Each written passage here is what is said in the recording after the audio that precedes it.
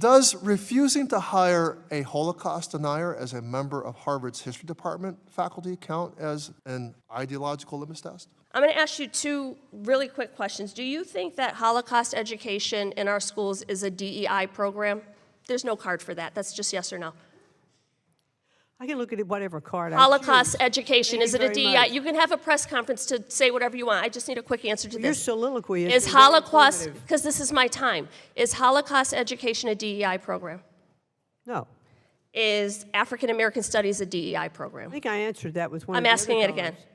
Listen, we should Just be able, yes or no? We should be able to teach My courses in their point is they entirety. are DEI programs, both of them, because students need diversity, equity, and inclusion to understand their environments. So both Holocaust education and the teaching of African American history are important, which is why the state of Connecticut requires it in our social studies curriculum. You're talking out of both sides of your mouth. You can't support one without supporting the other. Now, Madam Secretary, what are the limits of this viewpoint diversity that the administration is trying to enforce?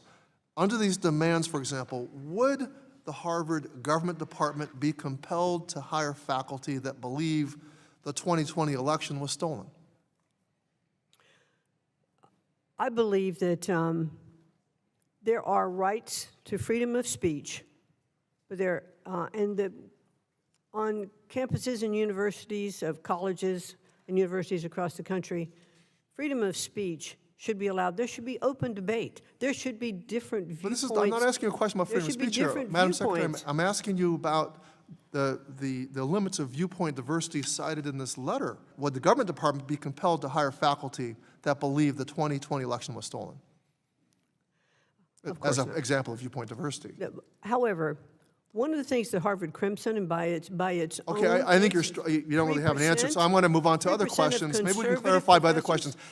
Would viewpoint well, you're not diversity allowing mean, me to for answer the example, question. If you Madam wanna Secretary, know the reclaiming my answer, time, reclaiming you my wanna time. know what my Reclaiming my response time, is? Madam Secretary. Okay, well, you go Direct ahead. Secretary, would the Harvard Medical School, who is looking to hire an immunologist, would that person need to adhere to HHS Secretary Kennedy's view on the efficacy of vaccines?